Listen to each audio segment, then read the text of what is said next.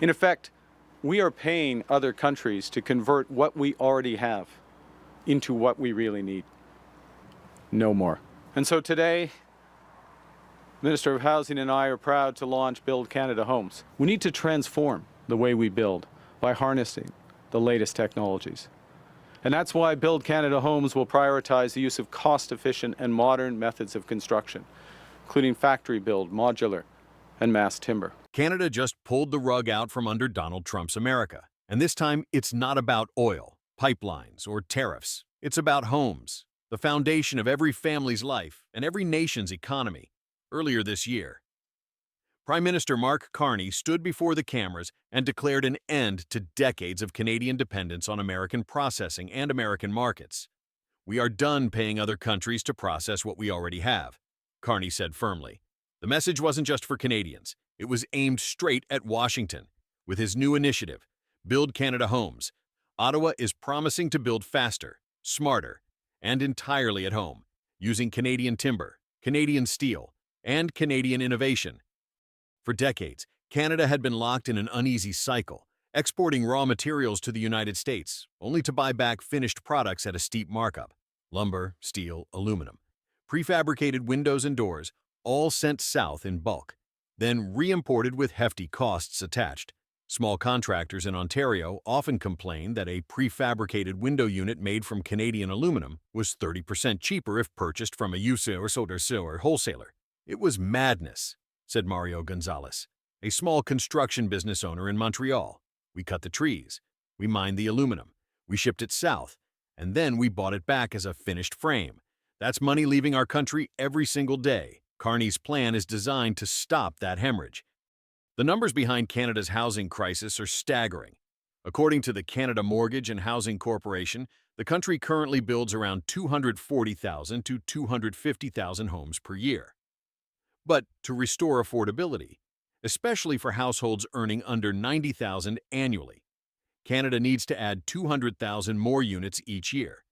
That means ramping up construction to about 450,000 homes annually, nearly doubling the output. The affordability gap is so wide that in major cities like Toronto and Vancouver, it now takes a young Canadian household 6 to 8 years just to save for a down payment.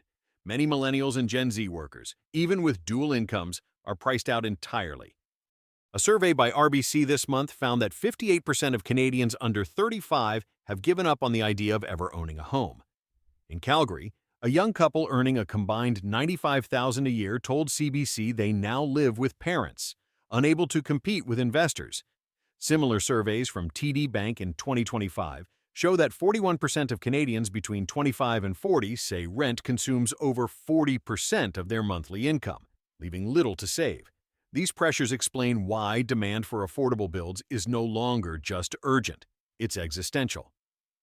Carney is betting that Build Canada Homes can change those odds. At its core, the initiative is a federal super agency with an initial capitalization of $13 billion. But that's just the spark. The larger ambition is to mobilize private capital through guarantees, loans, equity investments, and bulk project approvals. Instead of developers submitting dozens of applications, portfolios of projects will be greenlit at once. That means lower costs, faster timelines, and predictability for builders. "We are used to playing the lottery with permits," explained Raj Singh, who runs a medium-sized home building company in Alberta. "Some projects get approved, some don't, and timelines are all over the place. If Build Canada Homes can streamline that, we can hire more workers and expand production. That's what we need." Carney also emphasized that the initiative will not be another bureaucratic layer. Instead, it will be laser-focused on results. Critics have long complained that the CMHC, the Canada Mortgage and Housing Corporation, has been spread too thin, balancing mortgage insurance with policy goals for affordability. Build Canada Homes will carve out that affordability mission and equip it with specialized tools to prove the seriousness of the plan. Carney appointed Anna Bailão, former Toronto deputy mayor and experienced housing advocate. As the CEO, Bailão's record speaks for itself. She spearheaded Housing Now in Toronto, which turned city lands into affordable housing, and most recently headed affordable housing development at Dream Unlimited. Canada is lucky to have Anna's expertise. Carney said, "The program's first rollout is already concrete, 4,000 homes built on federal land. With capacity on those sites for up to 45,000 additional units, these homes will not be traditional brick-by-brick builds. Instead, they will be factory-built, modular, and mass timber units designed for speed and efficiency.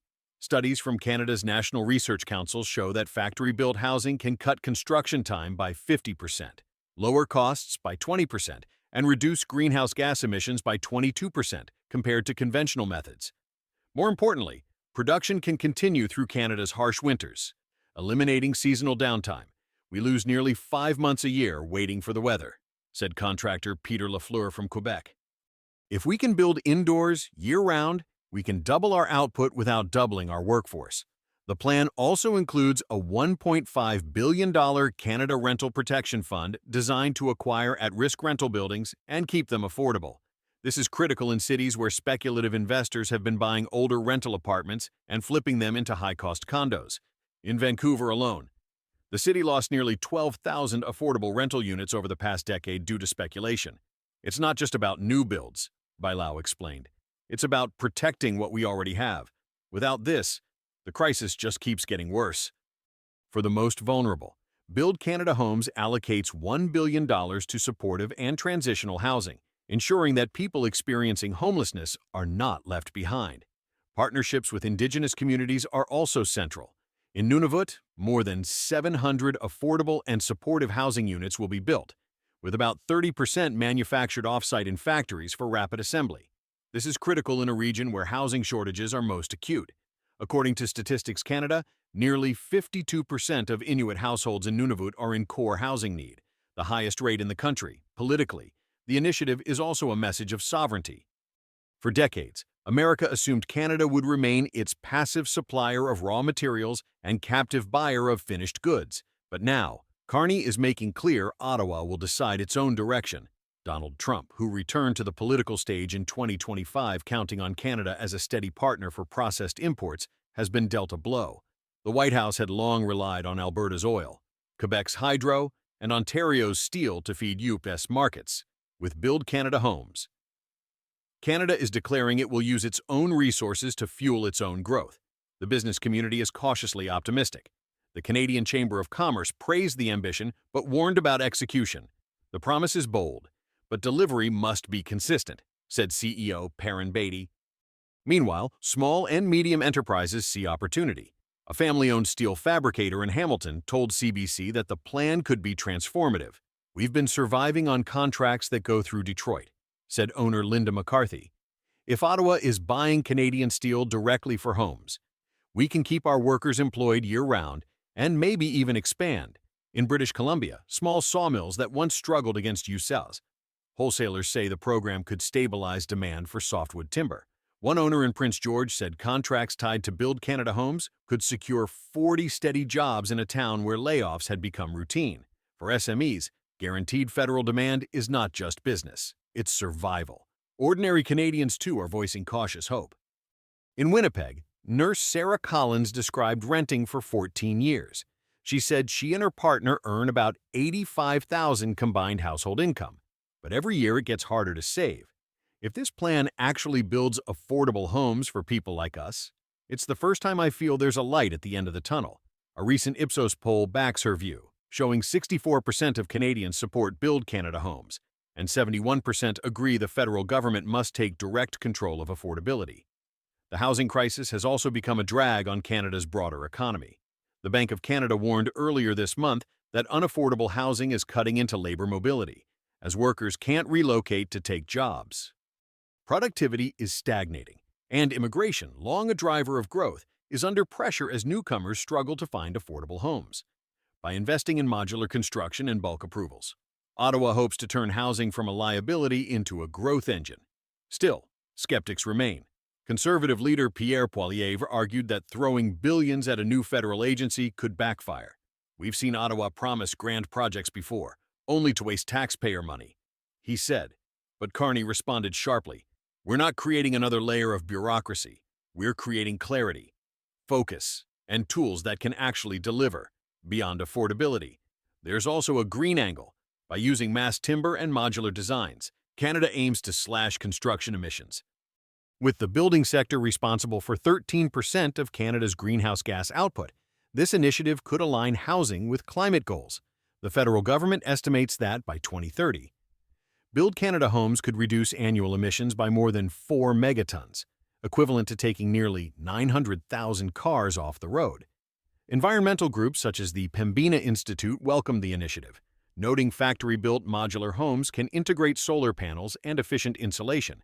That means households won't just save on mortgages, they'll save on electricity bills, reducing long-term living costs while meeting Canada's climate targets. The scale of the challenge is undeniable. CMHC estimates Canada needs 3.5 million additional homes by 2030 to restore affordability. But Carney insists the new agency can rise to that demand. This is not incremental change, he said. This is Canada building for Canadians, with Canadian money and Canadian workers. Across the border, the reaction has been less enthusiastic. U.S. suppliers who once sold finished prefab units to Canada now face losing billions in sales. The American Steel Association warned that mills could lose up to $2.5 billion annually if Canada fully reorients procurement domestically. This is protectionism dressed up as housing policy, one Utah trade lobbyist complained. But in Ottawa, the mood was unapologetic. Carney replied, "We will not apologize for building homes with Canadian materials. The stakes are huge, if successful. Build Canada homes could reshape Canada's economic model for a generation, anchoring domestic industries, stabilizing families, and redefining the relationship with its southern neighbor. If it fails, billions could be wasted, and faith in government action could collapse further.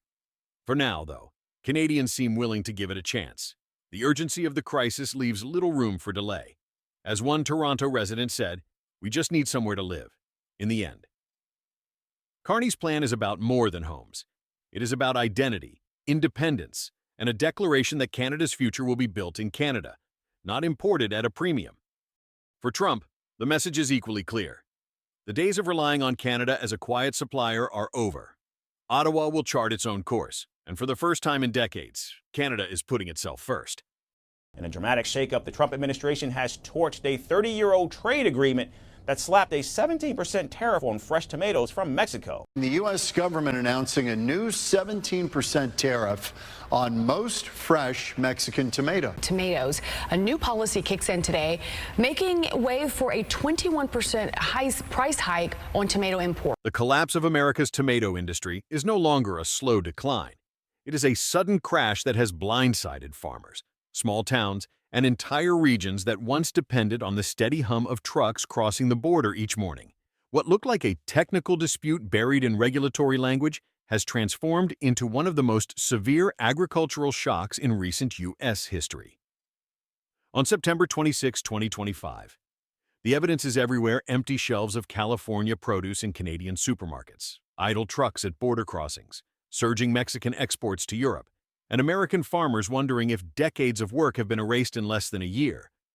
The story began when the Trump administration reignited a 30-year trade dispute by imposing a 17% tariff. That was on fresh Mexican tomatoes. On most fresh Mexican tomatoes. Officials claimed this would protect U.S. growers from underpriced imports and stabilize domestic markets. Instead, the policy exposed a far greater vulnerability. Within days, Canada abruptly announced that it would suspend imports of U.S. tomatoes, citing pesticide residues and long-standing concerns about quality. The Canadian Food Inspection Agency insisted the decision was grounded in public safety, but farmers and trade analysts immediately recognized the deeper reality. It was a calculated move to redirect agricultural power. The effects were immediate and devastating. Border crossings that once carried the pulse of agricultural trade fell silent.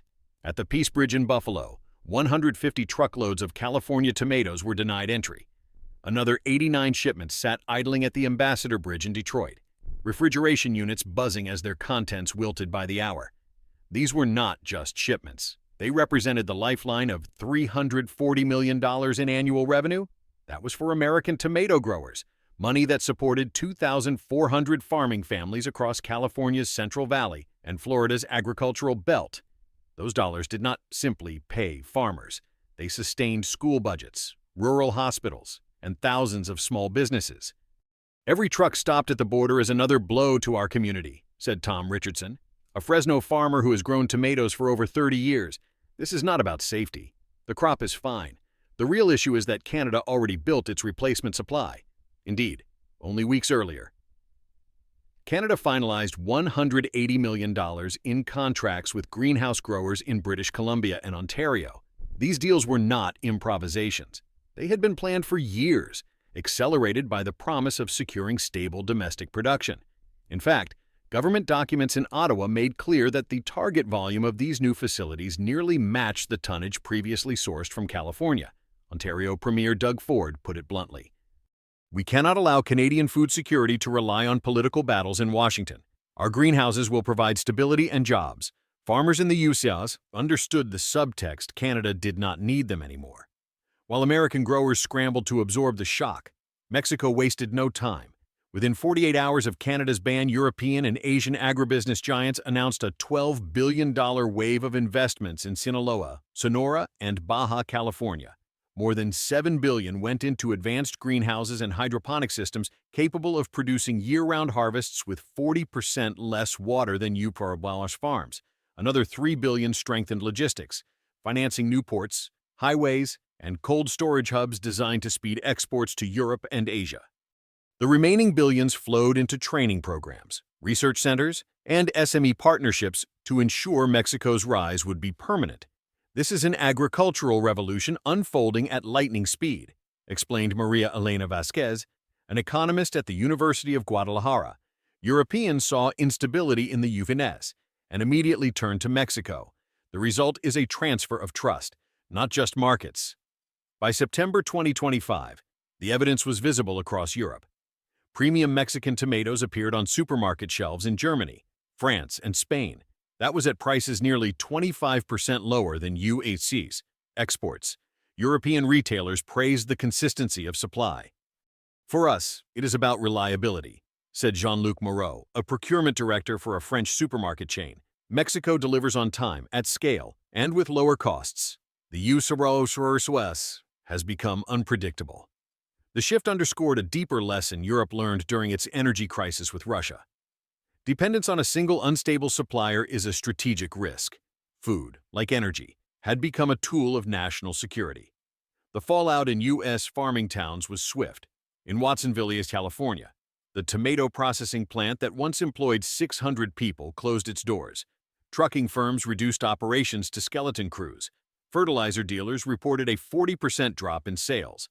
Diners along Highway 99 lost their morning rush. Economists call it the multiplier effect, but locals call it devastation. For every dollar lost on the farm, nearly $2 vanished from the wider community. County unemployment surged to over 30%, while property values fell 20% in just 6 months. This is worse than the droughts, said Carlos Mendez, owner of a family trucking company. Back then, we could wait for rain. This time, it's politics, and there's no waiting it out. Local diners and gas stations that once depended on farm traffic report sales down more than 60%. In Mendota, a town known as the cantaloupe center of the world, families who grew tomatoes for generations are renting out their land because they cannot cover irrigation costs. Some have moved to Fresno or Los Angeles for construction jobs, leaving behind shuttered homes and empty main streets. According to California's Employment Development Department, over 15,000 food processing and transport jobs have vanished since January. The financial consequences were equally brutal. The Federal Reserve's Agricultural Lending Survey showed loan delinquencies in tomato regions up 78% since the ban. Bankruptcies climbed 45% in just 8 months. Families unable to afford lawyers quietly walked away from land their grandparents once farmed. The banks don't want to take risks anymore, Richardson explained. They demand collateral we can't provide. The certainty that kept us afloat is gone. This collapse of financial trust has left rural communities without capital. Accelerating the exodus, schools lost students as families moved away. In Delano, Superintendent Janet Morrison described cutting entire programs. When parents leave, and when kids leave, the money disappears. Rural hospitals, already under strain, reduced services or closed wings. Communities once anchored by agriculture were unraveling. Meanwhile, Mexico was racing ahead technologically. U.S. Farms needed 3,000 gallons of water to produce a ton of tomatoes. Mexican hydroponics achieved the same with less than 2,000. Automation reduced labor costs by half. Sensors in greenhouses tracked water, light, and nutrients in real time. Predictive software aligned harvests with market demand weeks in advance. This is not traditional farming, it is industrial precision, said Dr. Patricia Williams, a researcher who left California for Europe. We had the breakthroughs in the USA, but bureaucracy and underfunding kept them in labs. Mexico put them straight into fields. Small tech firms in Mexico are also seizing the moment. A startup in Monterrey has rolled out farm management software that allows growers to track water and fertilizer use on their phones, boosting yields by 18% in trial runs. The UN Food and Agriculture Organization confirmed this year that hydroponic tomato farms in northern Mexico are achieving output levels 20% higher than the global average. Thanks to these innovations, infrastructure added to the problem. American rail lines designed for heavy produce traffic now sit underused, making costs per shipment soar. Trucking fleets built around cross-border trade report losses above 60%. Retailers, always chasing stable supply, have already adapted, with chains across the Midwest stocking Mexican labels in place of California's. Once consumers adapt to lower prices and new labels, reversing that trend will be nearly impossible. Political leaders have scrambled to respond. Senator Alex Padilla of California warned in August that we are watching the hollowing out of rural America in real time. The American Farm Bureau called for an urgent renegotiation with Canada, but Ottawa has not budged. Canadian Agriculture Minister Lawrence Macaulay defended the ban. Our priority is consumer safety and resilience.